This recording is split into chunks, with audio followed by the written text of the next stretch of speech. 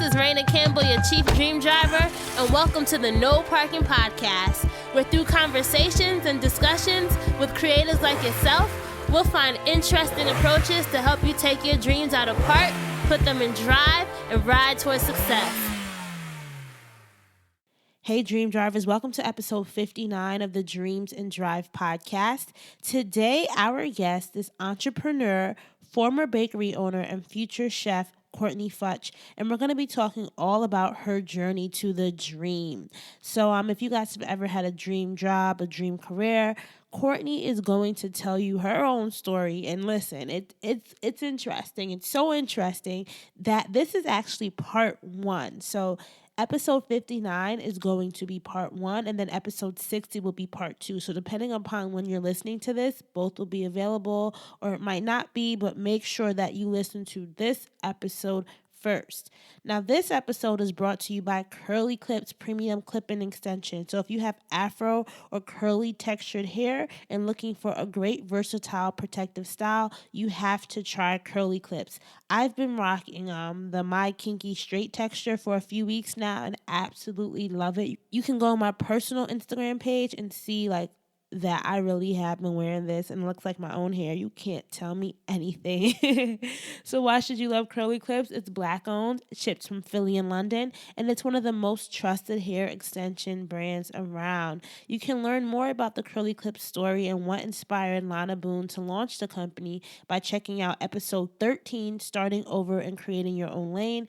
Be sure to visit curlyclips.com and use offer code DREAMDRIVER to save $15 on your first purchase. All right, so in this episode, Courtnee and I really hone in on her personal dream driving story and how she got to this dream job. Now, I know that I say everyone's story is a dream driving story, but this episode is really going to be the epitome of a dream driving story. We talk about the ups, the downs, the lows, the highs, everything.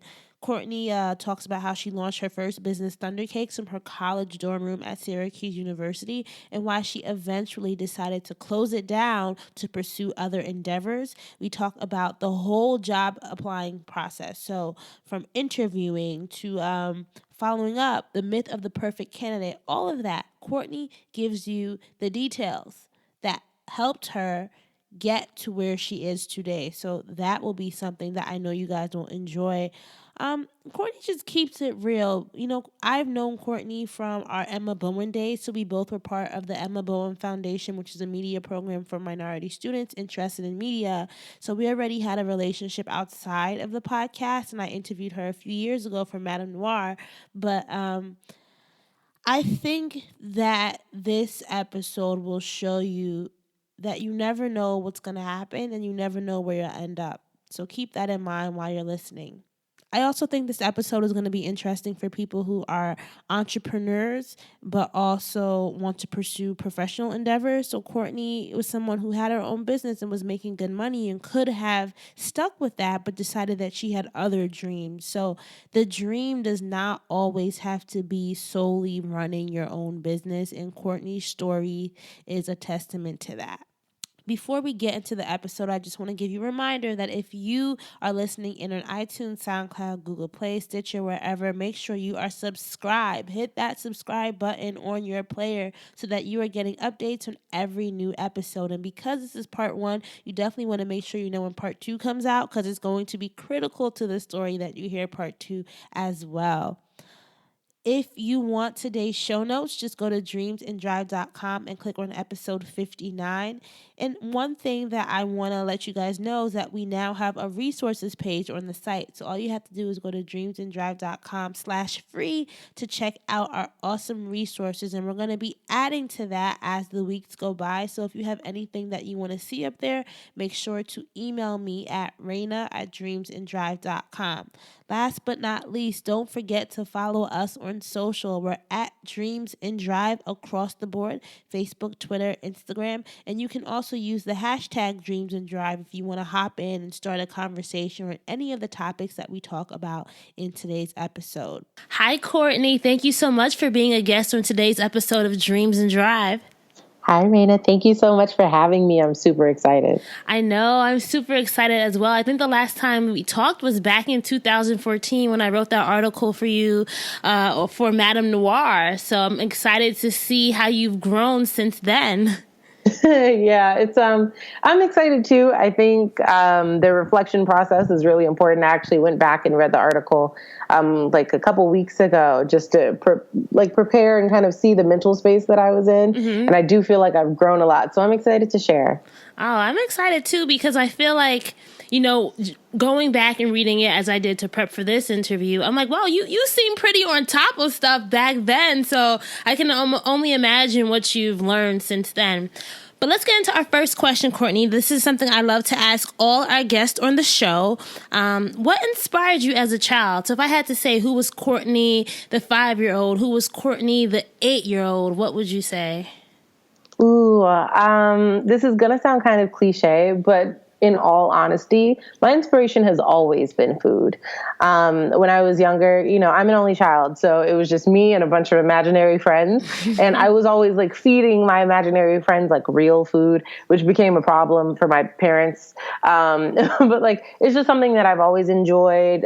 Consistently, whenever people ask me what I wanted to be, I would list a million things. I wanted to be a plastic surgeon. I wanted to be, firefighter, doctor, all of these other random things. I wanted to be like a pediatric surgeon, and then chef was always in there. And it's been the thing that I've always kind of gone back to because what I love the most about it is how food connects you to people. And I think it's more of an emotional thing than people like to realize. Like the act of consuming food, more often than not, like aside from just being like sustenance, sustains you. And when I realized that, I was like, this is what I want to be doing. But for a long time, it's been food. I'm from Atlanta. I grew up around amazing food. My mom is a bomb cook and an even better baker. So, it kind of came naturally. So who taught you how to cook then? Was it your mom? It was kind of my mom and kind of mostly me. Mom, after my parents got divorced, I was like 6 or 7 years old. She just didn't have the time anymore to try to teach me these things. So she just gave me her cookbooks and I got in the kitchen and figured things out on my own. She gave me a lot of freedom with that and would just like let me have at it on a Saturday, which I appreciate, and I learned a lot. And then once I got to high school, I joined culinary team, and that's where I got most of the training that I have now. So I'm curious, what was the first meal that you mastered? This has nothing to do with anything. I'm just curious.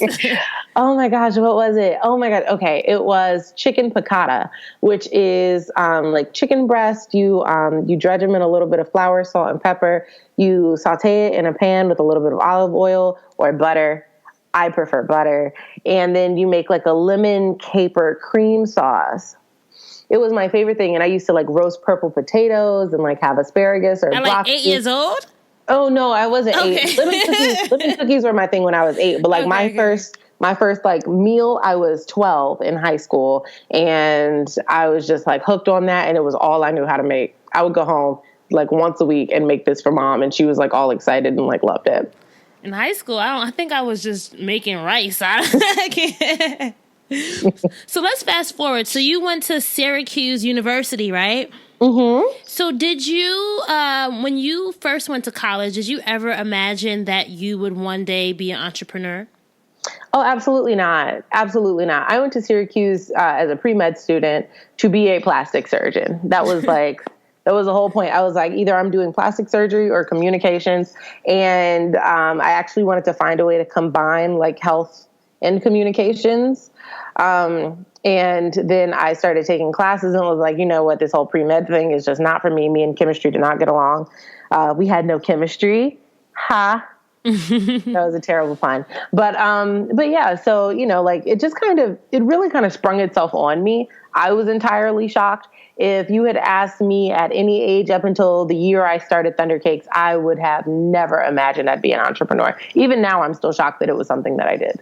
All right, so let's go back to that date, March 25th, 2012, right? That's the night that you... Well, tell us about that night and talk us through the whole ThunderCakes story. Yeah, okay. So mind you, I've always had a passion for baking. We know this. And I'd gotten to school whenever, when you first get to your school or whenever you get to a new setting, they tend to do icebreakers. So the icebreaker when everybody first arrived on the floor was, like, tell us what you did this summer. Tell us about a hobby that you have, tell us something interesting about yourself. And I, in my mind, was like, panicking and shuffling for something mentally that I thought was interesting about myself. And I couldn't think of anything. I was like, I do all these cool things and I knew I did cool stuff. But I was like, like I was kind of going back and forth with it. And baking was the first thing that I just blurted it out when they finally got to me. And people were like, oh my gosh, you bake. Like, that's awesome. That's great. Whatever.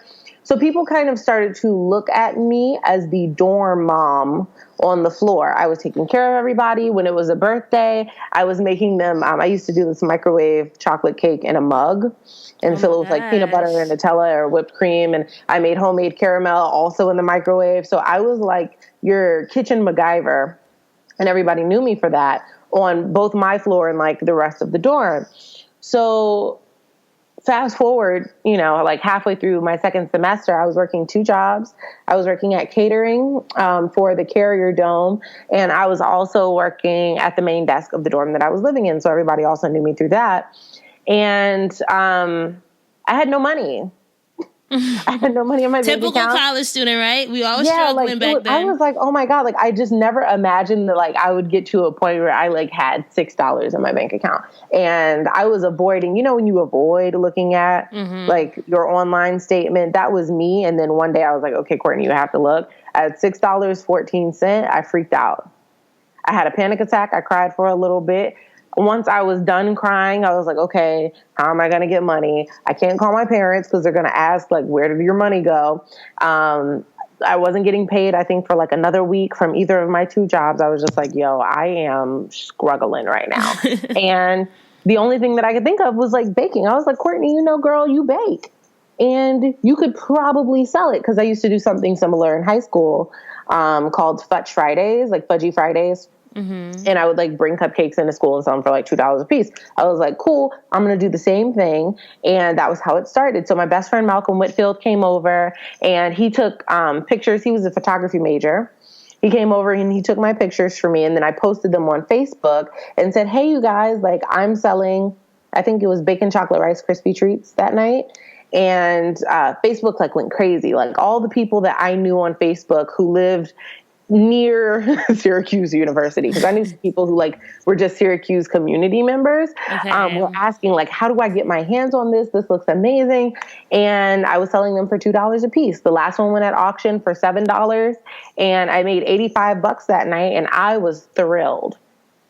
That is so amazing. And it just goes to show how you wasted no time getting started, right? Because I feel like a lot of people could have been like, all right, I have an idea, but I got to like test it. I got to make sure I have the right you just put it out there that same night and you validated your business idea. So what happened next, and how did ThunderCakes grow over the time that you were at Syracuse? Yeah, so it was like an underground like wildfire, because I wasn't really the one talking about it. Like I was throwing it in like the random community groups, like class of 2016 or 2015 and 2016, 2017, things like that. But I wasn't really interacting with anyone. I certainly wasn't telling anyone about it vocally. I was just posting pictures in these groups. And I knew that the way to get people to buy the stuff was if the pictures look nice. So I started paying Malcolm, like as I started getting paid, I started paying Malcolm to take my photos for me. And things just kind of like exploded. And then all of a sudden, Syracuse University found out. And I know it was because my RA is a snitch. I'm still not cool with her as a result of that, but it's cool. So Syracuse approached me, or they sent me actually a cease and desist via email. And I freaked out. I was in the middle of getting my hair done, and I was complaining to the girl who was doing my hair, like, oh my God, what am I going to do? I think the school is trying to shut me down. So I go on Facebook and I post a letter and I tell people, I'm sorry, guys, I can't do this anymore because I don't want to get in trouble with the university. And that, I think, was really the turning point in the business, because people rallied behind me who I had never met before. people were more enthusiastic and passionate about ThunderCakes than I ever had been, because I didn't realize what I had in the beginning. And the people who saw the potential in it were like, you cannot stop this. They started sending me contacts to reach out to in the entrepreneurship department. They started giving me like advice to seek like community members. And there were like women's business groups in the Syracuse community who they just really wanted me to get in touch with. So I contacted everybody that they told me to contact. And eventually I had allies within the school who were also spreading the word about ThunderCakes, which is kind of how it spread even further, because now I'm trying to get them to not shut my business down. Also, I didn't want to get like in trouble, like with the school. So business aside, Courtnee Futch did not want to get kicked out of school. Lawsuit. No. Exactly. I was like, listen, I don't want no beef. I don't want any drama with anybody. Just like allow me to do this, or let's figure out a way to do it. Because if we're a school with the top entrepreneurship program in the nation, or one of the top entrepreneurship programs, I, as a budding small business owner, should be able to do this. And that's when I started talking to people, and word kind of spread that way. And then once I had administration on my side, the business just kind of mushroomed. That's so crazy to think about how they really were trying to shut you down, Courtnee, but you prevailed. Yes. The oppressor is not going to get me today or any other day. So I know, we can fast forward. We can talk about ThunderCakes for this entire interview, but let's talk about what led you. So you graduated in 2015, right? Mm-hmm. And what made you decide to close up shop? Okay, so it was actually a number of things that went into it. The first one, and I think the most important, was the fact that my mental health was suffering as a result of running this business. I had been running ThunderCakes for 4 years, had done exceptionally well financially by my standards, by quite a bit of standards. Was competing in, competitions and was frequently winning them, and everything was going really, really well. But then what started to happen was that the pressure of expectation made it so difficult for me to love what I was doing. Like, as much as I loved the creative process of baking, the hands-on process of baking, how calming it used to be for me, I'd lost all of that when I was cranking out 400 cakes in a month. Mm-hmm. And also attempting to maintain my grades, some semblance of a social life, and, any other extracurricular things that I wanted to do. There were so many opportunities I missed out on. I wanted to study abroad. I looked at the end of my 4 years in college and hadn't done nearly half of the things that I wanted to do with my time there. And I knew that ThunderCakes was the reason for that. And as happy as I was that I had pursued ThunderCakes and I saw how far I could push myself to run a business, there are still things that are missing from my life right now that I could have gotten while I was in undergrad and didn't do. Like what? I wanted to pledge a sorority. I wanted to mostly study abroad. I wanted to join a choir because I sing. I wanted to pick up an instrument. I have a whole guitar. I don't play it because I don't know how. All these things I've just been kind of interested in, and I felt like would have made me more well-rounded. I just didn't give myself time to do. So just for timeline purposes, I know you also pursued and you have a master's in entrepreneurship from Syracuse as well. Mm-hmm. Did you quit ThunderCakes before you did that master's, or was it during? At the end of my master's program. Because you see, what had happened was the school was paying. I am the first Black woman to come through that entrepreneurship program. It's been around for over 20 years. Wow, congratulations. Thank you. It was huge for me that they were asking me to do this, and they approached me about halfway through my junior year, and at the time I wasn't sure. So around early in my senior year, I decided this was something I was interested in. And, the administration was so supportive. And I'd always wanted to belong to the business school because I was always in their competitions and I knew everyone. And so it just kind of made sense. I was like, I know the faculty, I know the professors, everyone is really friendly and very receptive. And they had a case study about ThunderCakes. And I used to come into their courses and speak about non-conventional methods of entrepreneurship. So I was very familiar with Whitman, which is the name of the business school. And Yeah. And it was like while I was in the middle of it, after 2 panic attacks that had put me in the hospital, after just really poor health, after an extreme lack of self-care that whole year, because it's like a 1.5 year program. I did it in 1 year because I needed to be out. Syracuse is too cold to just be staying.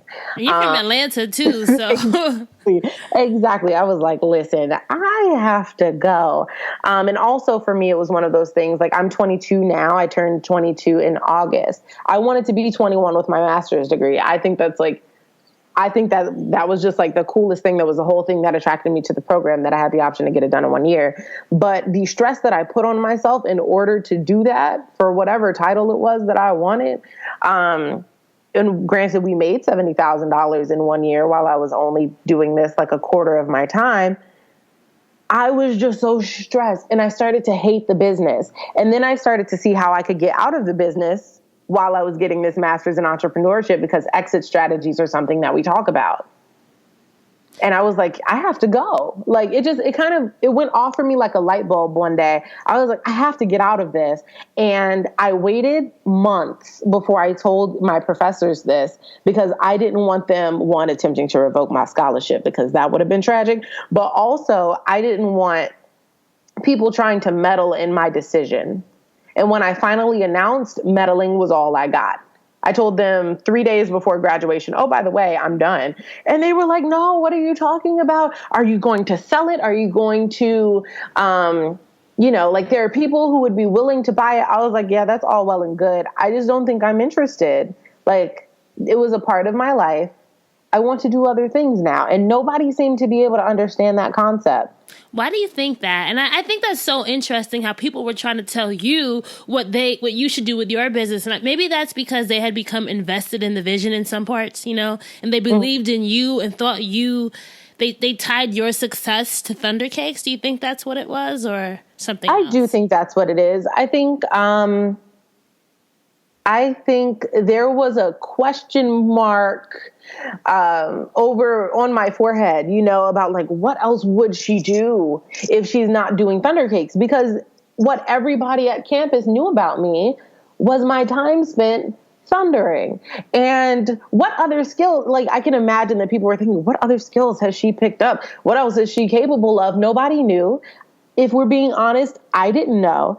It was a huge leap. I was like, I think I want to stay in the food space, or I could go to the business space, or maybe do something in communication, maybe do something in IT. But I wasn't so sure in any of those things that I was able to make a concrete decision. And I think some red flags went up for administration, because they're like, is she capable of doing anything else? I think some of it was doubt, and it was masked as encouragement. That's so real, but I also just commend you for sticking to your decision, and having that confidence, because I'm pretty sure that must have been, I feel like that would have been, for me personally, that I probably would have had another panic attack, like, oh my God, now everyone's coming at me when I'm trying to get out. So I just commend you for just staying strong throughout that whole process. I can only imagine how that must have been for you. Thank you. And it was tough, because these are the people that you look at as your mentors, like these are your guidance counselors. These are the people that you go to when you have a problem. These are the people that you go to celebrate your successes. And I felt like they didn't count it as a success the way that I did. Mm-hmm. And that's one of those things where you have to be your own champion. Like, I learned so much in the last year about self-advocacy. Because nobody is going to root for you like you can. And your cheering section can be a very silent but super strong one. And I developed my own cheering section in the last year, because I had professors who like at one point I wasn't doing well in the master's program at all. Being entirely honest, I wasn't doing well. And my professors were like shocked. Because one, they never dealt with me academically. You only see ThunderCakes as a business. And whatever anxieties I have about testing or about, like academia in general, that was never something that they had to deal with before. And there was just a lot of confusion around it, and wasn't a lot of support. Like, there wasn't a lot of like support the way that I imagined there would be. Like Courtnee Futch didn't get the support that ThunderCakes got. And that's when Courtnee had to like recoil and become Courtney's own best friend. Like I had to push myself through the program. By the end of the first semester, like I was back on track again. And then the second semester, when I decided I was done, I was like, I don't really know that I need the validation from them, but like I wanted it because you want it. It's part of human nature.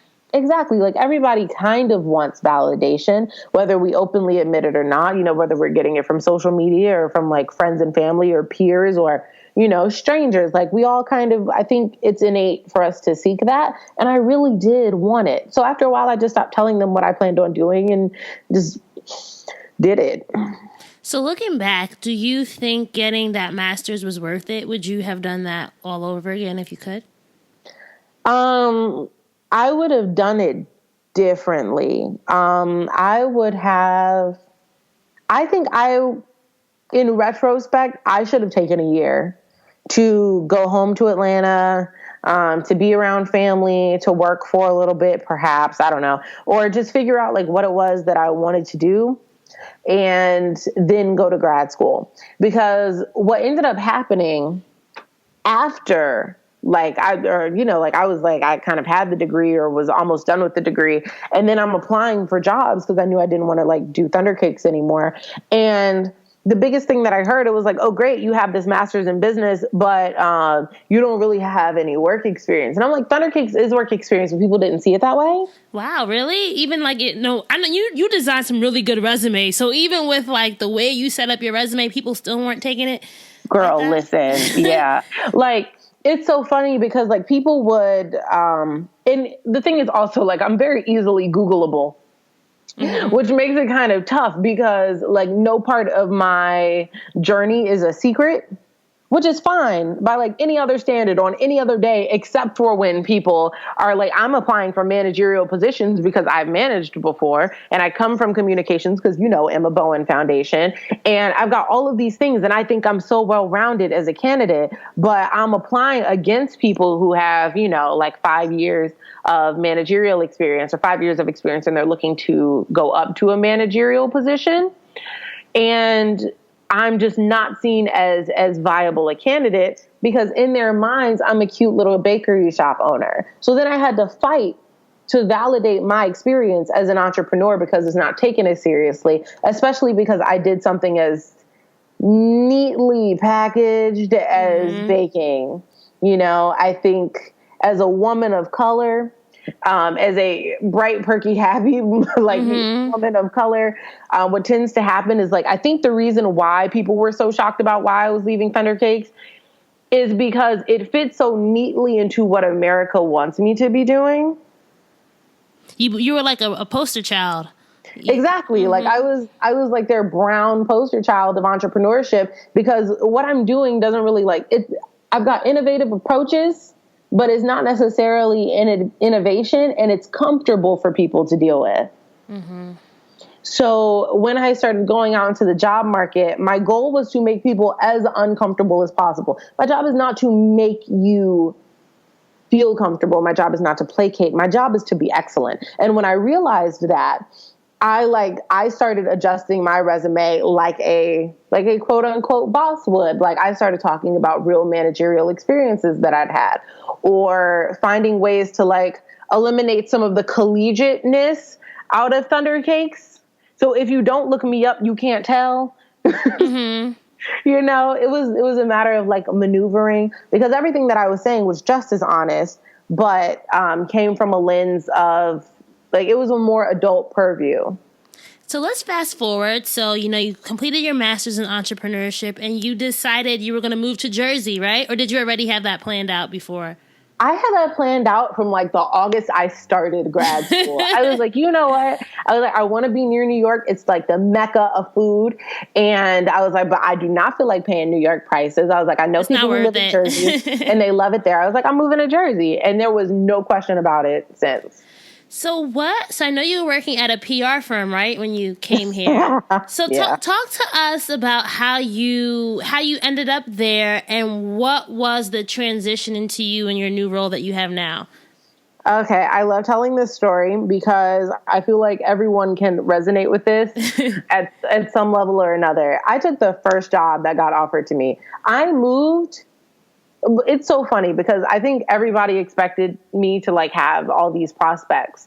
And I also expected me to have all these prospects when I moved. I was like, what? New York is going to welcome me with the most open arms. I was so sure. I was so confident. I was like, I've got a master's in business. I've run my own business. I was like, I am everyone's perfect candidate. You know, I am just the most dynamic woman ever. You were a confident girl. Exactly. I was like, yes. I was ready. I was prepared. And then life slapped me upside my head and said, girl, don't nobody want you. Exactly. It was like, honey, you tried it. And I had to humble myself a little bit. So the first job that I got coming out of college, I moved here on May 15th. I did not have a job until June 1st or something. Mm-hmm. And I started on June 6th. Like that was pretty quick. It was, but like I'd been applying for jobs since October of 2015. Oh, okay. And was like getting the runaround from companies. Oh, it's too early. We're not ready to hire yet. Okay, cool. I apply again in March thinking that by the time I graduate, I'll have a job lined up for May. People still don't want to. There was one company I drove down from Syracuse to New York 4 times to interview with. It was a sales position. And they gave me the runaround every single time. I was just sure I had the job after the first interview. And then they asked me to come back down for the second one. And I was desperate after that one. So I was like, let me just lock something down. I came down as many times as they needed me to. And then they told me, oh, we don't know if you'd be a good fit for this sales position. It's sales, yo. Yeah, I mean... It's sales. Just teach me how to do it, and then that's it. So I was just shocked. And the PR firm, I had heard of them a long time ago, actually through Emma Bowen. And Emma Bowen, for you guys who may be wondering, like, what is Emma Bowen? That's the media. How would you describe it? It's like a fellowship, internship, scholarship program. Yeah, and Courtney and I are both we were both Emma Bowen scholars. So my partner company was CBS Corporation and yours was Comcast, right? Mm-hmm, Comcast. Okay. All right, back to the story. Yeah, so it was one of the companies that was partnered with Emma Bowen, but they were only partnered for like 1 year or something. So I'd ended up reaching out just to take like any job that they had. An internship I was applying for over there, which was not what I wanted to be doing, but like I was just applying, like, it's a numbers game at that point. And I'd applied, it was like 2-3 weeks later, someone from the HR department got in touch with me and said, hey, don't know why you applied for this internship program, but we actually think you'd be good for this account executive role in business development and marketing. And I was like, oh, okay. So I went in. Everybody was nice. It was overwhelmingly white.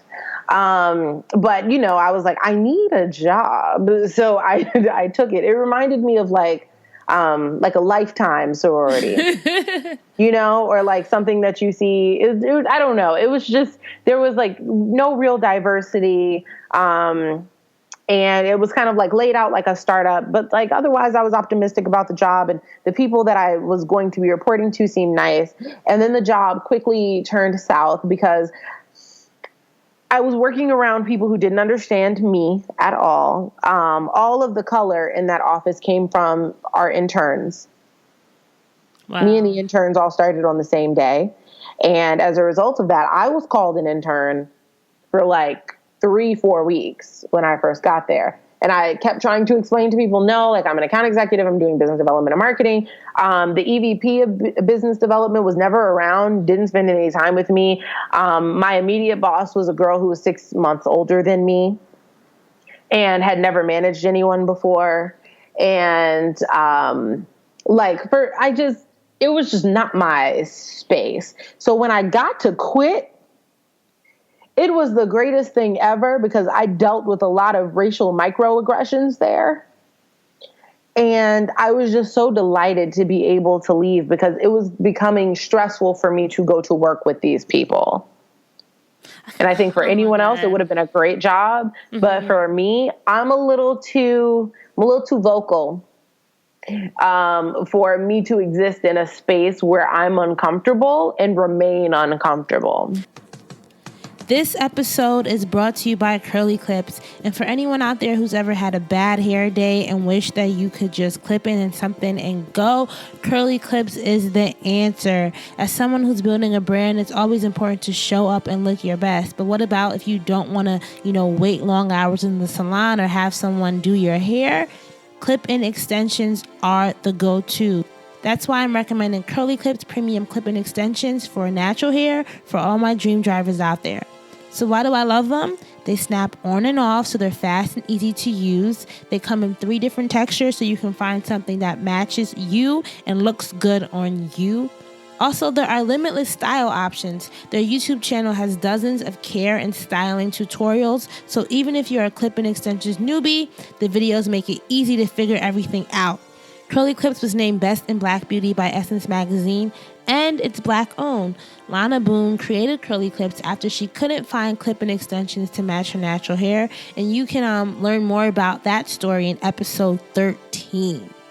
Overall, you guys, I love the Curly Clips experience, from the actual story to the fast shipping to the branding to the product, and lastly, the customer support. You won't be disappointed. So all you have to do if you want to try out Curly Clips is go to curlyclips.com. Lana is going to give you $15 off when you use the offer code DREAMDRIVER with your first purchase. That's KURLYKLIPS.com. Enter offer code DREAMDRIVER for $15 off. Hope you guys enjoy your beautiful new style. Let's get back to the episode. So how did you know it was time for you to go? The day I got there. But I was applying for jobs literally from the day that I arrived. Like, I would go to lunch and bring my laptop with me and apply to jobs. Literally, I started the job on June 6th. By June 7th, I was back out in the job market. Because one, I was being severely underpaid, and I knew that. But I was like, I need any job, so I'll just take whatever comes. And I was just overwhelmed. All I did all day was like reformat PowerPoints. Wow. That was it. I was like, this doesn't seem like business development or marketing at all. I was just redoing case study PowerPoints. I was like, this does not feel like a good use of my time, my talent, or my energy. I gotta go. So during this period, did you ever think of ThunderCakes and maybe I should have just kept it? Or what was that? Was entrepreneurship on your mind at any point during this? No, not at all. The thing is, when I'm done with something, it's always a very silent, reassured, I'm done. Mm-hmm. When I go around making a ruckus about something is usually when I'm unsure and probably end up going back to doing that thing. But because I'd made my mind up in silence, I knew that I wasn't going to go back. It never crossed my mind again. Because I also knew that doing ThunderCakes meant being in Syracuse. Like, that is where ThunderCakes began. It's where the customers are. It's where the story is.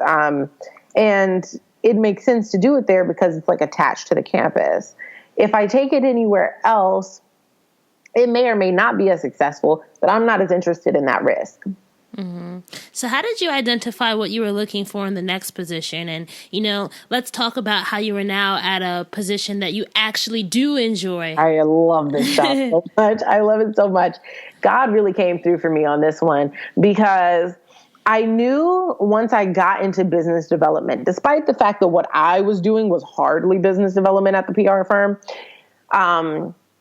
I loved what it was about. I loved finding new business, sending leads to my EVP and my colleagues, and, just like really getting involved and like immersed. But I also wanted to find a way to do equal parts business and equal parts food. Like, those are 2 of my greatest passions.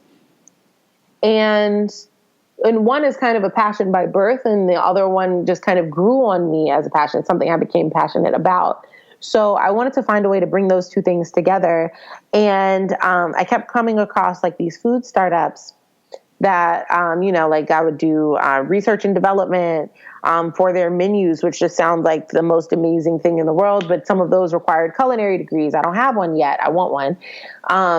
There were other roles that were like working for a food company, but you don't actually interact with the food. So it'd be like marketing for like Nabisco. Mm-hmm. which wasn't what I wanted to be doing either. I was like, I want hands-on with the food. I want to be around people. So I just started looking at roles that were business development and food. I would just type that into every search engine I could. And eventually I came across the job that I'm currently at, which is with, we're an importer.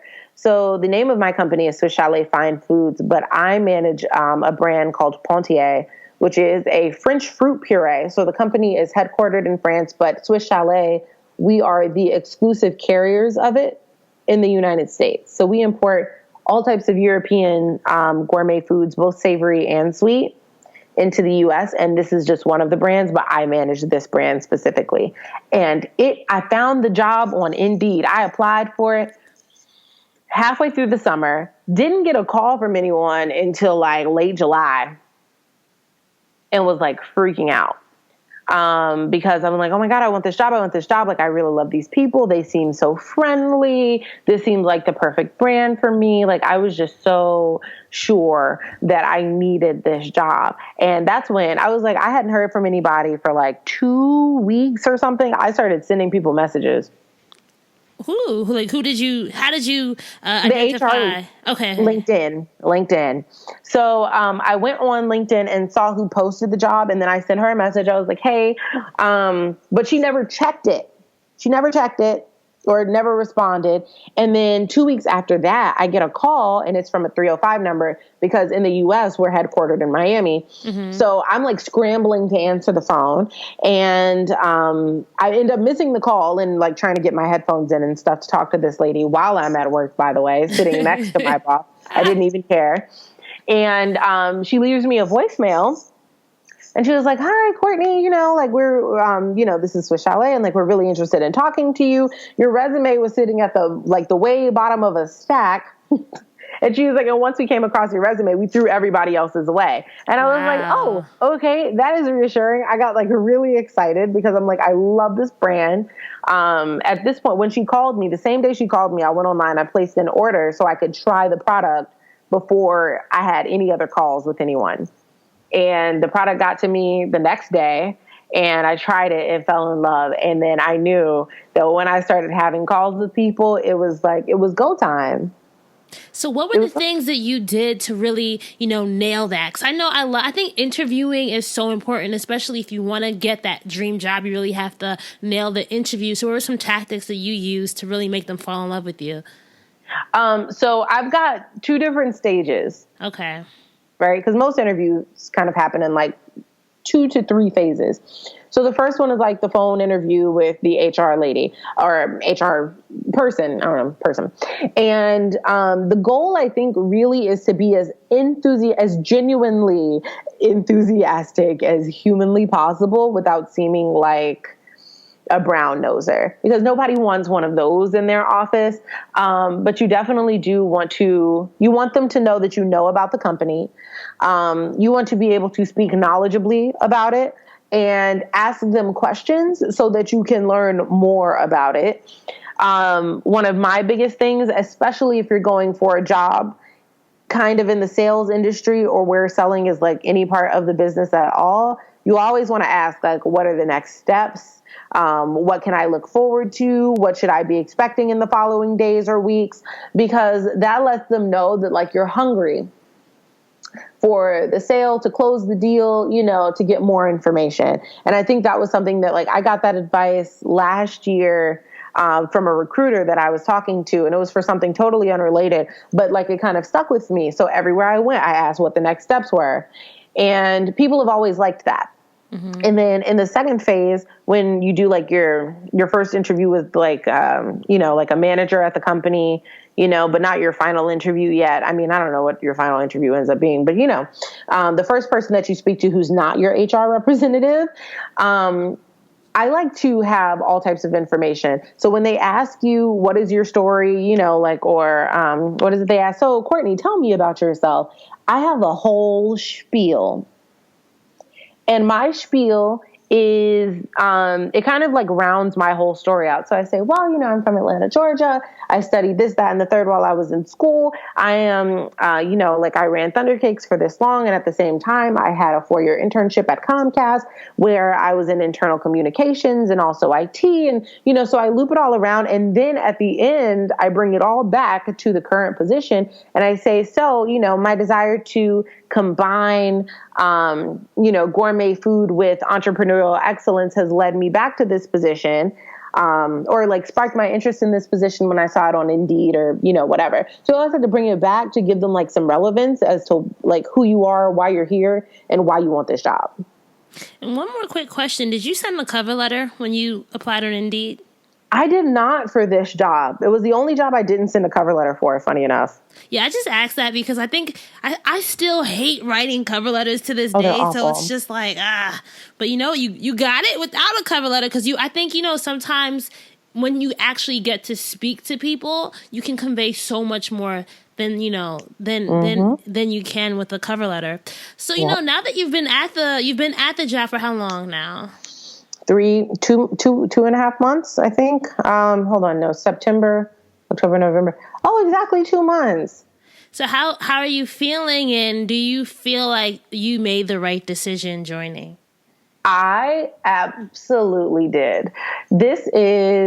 I call this my dream job because every day, so kind of a little bit more about like what the job entails. So it's business development manager for my specific brand, which is Pontier, which means that I'm looking for leads. I'm developing both on the corporate side and kind of like out on the day-to-day market.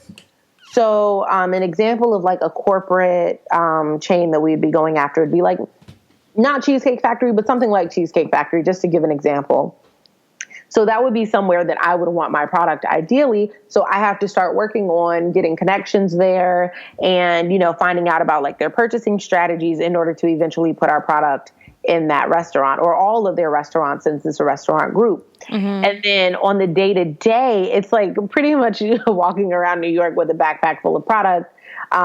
It's not exactly sales. It's more like I'm doing product demonstrations, and most of the time, like they don't end up buying anything right on the spot. They just buy something later because now my product is top of mind. So it's kind of an introduction to the New York market because they've never had anybody specifically dedicated to this brand in the U.S. before.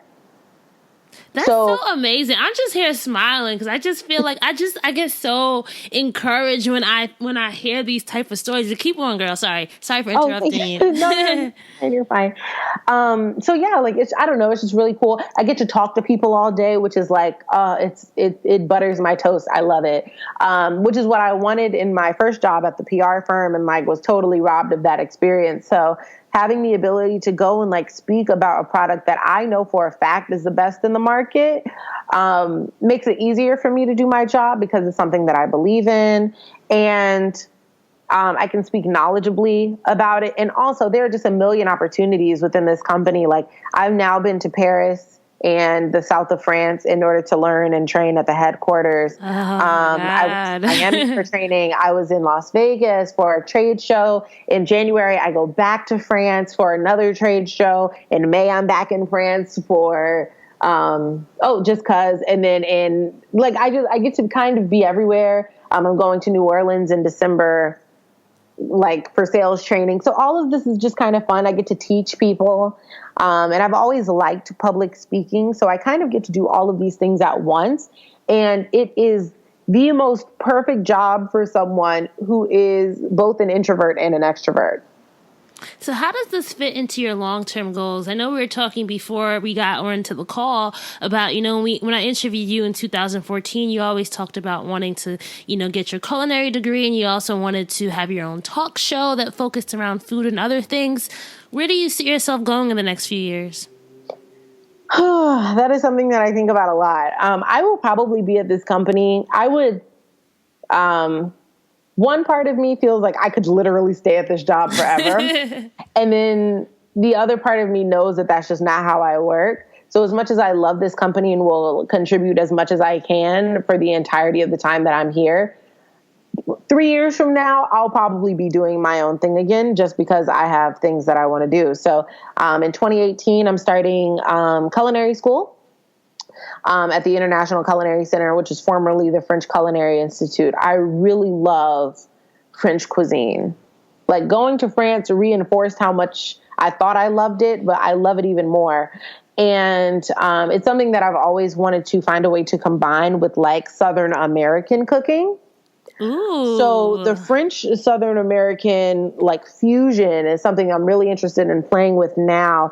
So my goal is now I want my talk show. I still want Sweet Talk with Courtney, because I feel like, there's a lot, I think a lot of young Black women could benefit from seeing a young Black woman on television talking about things like food, about health, about love and relationships and mental health, which isn't something that's really dominating conversations in women of color's circles, although it should be, because it's incredibly important. I also want to talk about entrepreneurship in communities of color.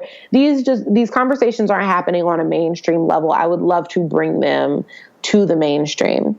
So I do want my show. I don't know when it'll happen. I'm terrible with timelines. I just kind of know what I want to do. I don't know when. Mm-hmm. So culinary school is the one thing that I have confirmed. And I'm really, really excited about that, because I'm not going for pastry. What are you going for? I don't even know the categories. But I'm trying to be like a real chef, like chef de cuisine, executive chef type thing. Well, in my head, you already are, because I follow you on Snapchat, and I'm like, what is Courtney cooking today? I'm jealous. You'll have to come over. We definitely have to do dinner.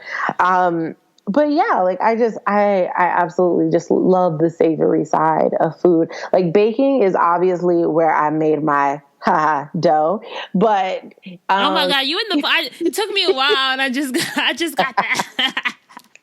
I love it. I've got all of these terrible corny puns. But yeah, like, it's something that I really love, but it just so happened to be where I made my money. There was no legal way for me to be cooking for people every Sunday.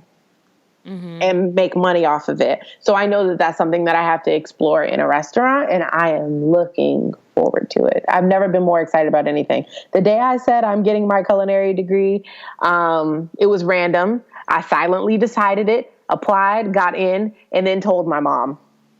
And did she support it? I don't really know. Mom, like, she knows I'm a flower child, mm-hmm. and I just kind of go wherever the wind blows me. I literally have a tattoo that says flower child, but it's FLOUR. You and that is, I like that. That's part of your story, though, you know? Yeah, it is. And so, like, I just kind of go wherever I feel called. And like that day, I just kind of woke up and I was like, you know what? I need to go to culinary school. I was like, what am I doing? I honestly should have done that in place of my master's, but I'm also just glad that I have my master's now. Like, it was a dreadful experience. Not the school. The school was fine, but like, I knew it was contrary to everything that I wanted to be doing with my time, which is what made it dreadful, mm-hmm. because I was so stressed. But at the same time, I look back, I wouldn't give up my master's for the world. You know, along that line, what do you think is one of the biggest lessons you learned about yourself throughout this whole journey, the past few years? I think I learned that it's okay to be the only person supporting yourself. Like I said earlier, I'm an only child. I'm very much so an only child. I don't much like sharing. I, would prefer to not have a roommate. Like, I'm just kind of like that as an introvert. But just as much so, like, there's this quote and I love it. She who delights in solitude is either a wild beast or a god. And obviously God is not meant to be, said in like a sacrilegious kind of way, but it's just like there's a self-assuredness that comes with knowing that you're okay with being alone. And mm-hmm. my entrepreneurial journey kind of enforced that solitude, like to the craziest extent. Like, most of the time I was alone. I didn't have time for friends, even though I wanted to make time. And when I did make time, it was like, you got this much time and then, girl, I gotta go. But it gave me, I don't know, like, I think for some people, they feel like they're most comfortable when they're around people. this gave me the journey of self-love. And now I don't need people to be happy. Like, ThunderCakes made me lonely, but I started to love being alone as a result of that. And like, I can move back and forth between social settings or whatever, but like, just the peace of mind and not being anxious about who's going to be around me and who's going to fill up my space liberated me. And you mentioned earlier that your current job is a great position for someone who's both an introvert and extrovert. So is that how you would describe yourself, that you possess both sides? I think I'm more introvert than extrovert. I just like talking to people. But not being with them, right? I'm like that too. Yeah, like, yes. We could talk, but let me get back to my little corner because I'm having fun reading my book by myself. Exactly. Like, I love being alone. Like, it's so great. I love my space. I designed my space so that it was my own safe haven. Like, if you ask me what I'm doing on a Friday night, I'm not doing anything. I'm not doing anything. Like, I love it. I would love it. So I'm more introvert. I would say I'm like 70% introvert and 30% extrovert because I love audiences. I love, going out, but only for a short period of time. And I love opportunities to like be with people and teach and learn, but you won't find me mingling. So what do you think is a current challenge that you're facing? We talked a lot about your journey to date, but something right now that you're really working through and how you're working through that. I think as confident as I am in Courtnee the woman, I'm still working on Courtnee the body.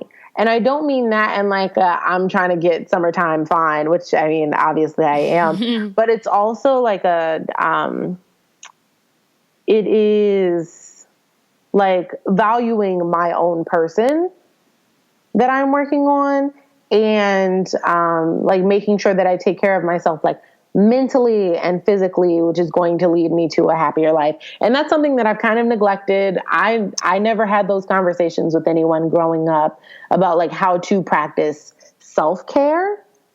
So as much like reinforcing as I've done of like my personality and like the things that I want, I haven't done a good job of like making sure that I took care of like my self and like my heart and my energy and my space. So I'm working through that now.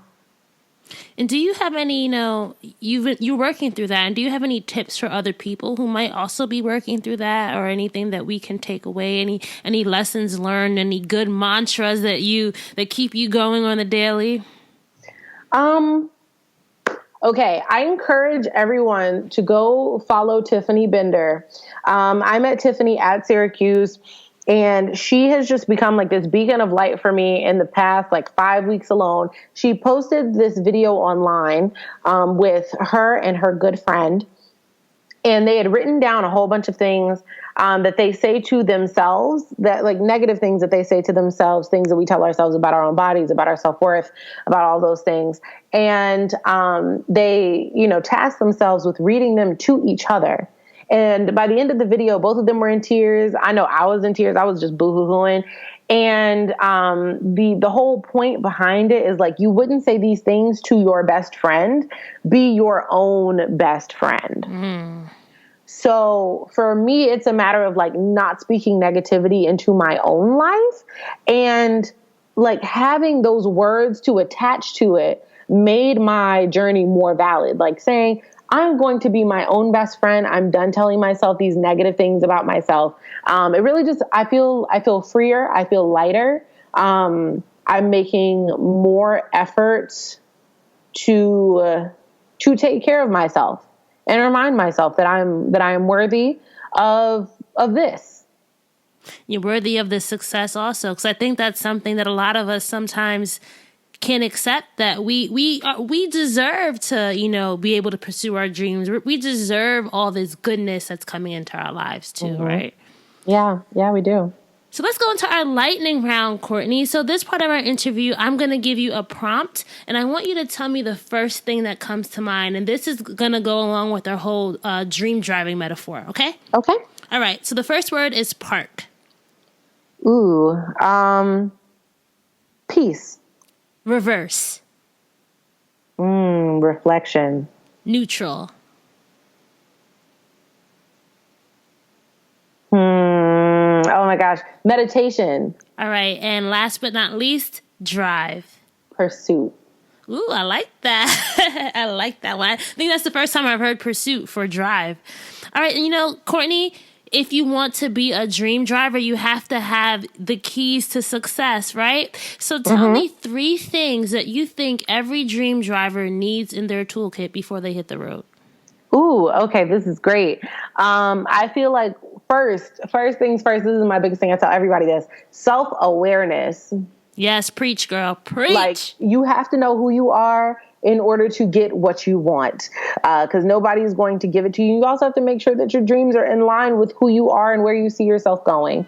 And you can't do that if you're not being honest with yourself about like your flaws, which is totally okay, because everybody should be able to be honest with themselves about those things, but also be honest with yourself about the things that you know make you great.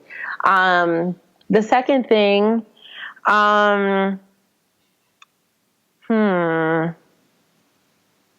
something that helped you along, in maybe a business tip, something tangible, intangible. Okay, so this metaphor is about entrepreneurship, but it literally applies to everything. There are entrepreneurs and then there are wantrepreneurs. The thing that separates the two is doing. Yep. So, like, everybody has dreams. Not everybody acts on their dreams. You have to act. Like, execution is everything. It is the thing that keeps you from having potential, to acting out your fullest potential. And then the third thing, be the type of person you want to work for and with. What do you mean by that? I've had a lot of terrible bosses. And as a result of that, my goal everywhere that I've been is to try to be the type of person that people want to work around and that people don't mind coming to work for. And I think that ties kind of into self-awareness, but it's also about just checking yourself when you're being problematic, when you're being stubborn, and, making sure that like you contribute positivity to your environment so that other people can come and enjoy the work that they have to do too, because not everybody has the privilege of entrepreneurship or small business owning or whatever. And on the days that jobs are really tedious, it's at least good to know that the people that you're working with are sending positivity your way. Yeah, and a lot of times, that can be, sometimes, how they say it's not, you don't really work at a job, you work with the people. So sometimes that could be what really keeps you going. So you definitely have to make sure you're being someone that people want to be around at the same time. So I agree with you in that one. Yeah, I think that's my biggest thing. That's the biggest thing that I've learned. Like, everywhere that I go, I just try to leave like the place with some positivity. I didn't necessarily do that at my last job because they weren't. Did you storm out? Like, peace out? I didn't. Bitches. No, I mean, like, I gave my 2 weeks notice and like, whatever. But like, I went back and half of the people there still like me. It's just the people who, like my teammates, who had an issue with me for leaving because they thought I never would. I struggled for so long with like this decision. And truth be told, like, Tyler was kind of my support. I couldn't talk to my parents about this because my dad, he gets it. He doesn't care what I do. He's like always in my corner, which is great. And it's amazing to have. And I don't take it for granted, but girl, like, it makes it kind of difficult because when I'm looking for a devil's advocate, it's never him. Mm-hmm. And then when I'm looking for support on something that's untraditional, I don't get it from mom because she's like, like doctor, lawyer, like she doesn't want me wasting my time on things that like have a risk rate. But I would rather go and like, just like play out all the risks than just like play it safe. And like, she doesn't understand that. So I don't even talk to her about this. So Tyler was like super instrumental because when I made my mind up, I was like, this is what I'm doing. And like the days that I was angry, he got angry with me. And like, sometimes you need a mirror. Yeah. Or I think sometimes the mirror comes from knowing that someone in your circle thinks somewhat similarly and will mirror your like they'll reinforce your emotions. Like you always need a counter. You always need somebody who's like on the opposite side of you to kind of keep you level headed and, you know, to make sure that you're thinking things through. But like what I realized in the last like year is the importance of having someone who thinks unlike me in every other aspect, but when I'm passionate about something, they become just as impassioned. It's been like the greatest gift because now I don't feel crazy when I make these decisions. They could be crazy decisions, but they're my decisions to make. And the people who understand that and reinforce you and stand in your corner and get upset with you and feel your feelings with you kind of validate like they validate that experience. Like I know I would have lost my mind if it hadn't been for Tyler, like having my back and being in my corner. And when I said like, I'm done with ThunderCakes, he was like, okay, so what's next? And I was like, whoo, I wasn't expecting a response that simple, but sometimes the simplicity in it is what makes it so wonderful. Cause I didn't realize that I had that support and it went without question. And you know, he also has his own ventures. I feel like he can relate to that, right? He can relate to that idea of you know, because does he still do his music stuff?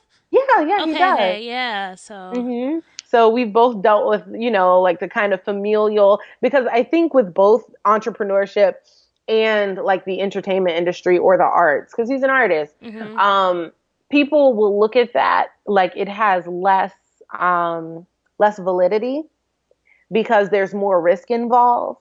And, you know, like with entrepreneurship, half the businesses fail. With music, like some musicians you never end up hearing of. So I think we both kind of dealt with some of the same doubts. So we actually kind of fed off of each other's struggle a little bit and really we positively reinforced each other's vision. I love that story. Team Courtney, Team Tyler. Yeah, I'm a fan. It's like, it's so crucial to have like people like that in your circle. You got to diversify your circle. You don't have to have a huge circle in order to do that. Because like me, I realized this year I've only got but so few friends. You know, this whole thing will show you people's true colors too. Oh yeah. Yes. Oh yeah. People's true colors come out when you're either succeeding or failing. Yep. And so sometimes all you need is just somebody to be like, I understand what you're going through. I'm here for you. You know, we all need that. We all need somebody to lean on. Lean on me. Yes.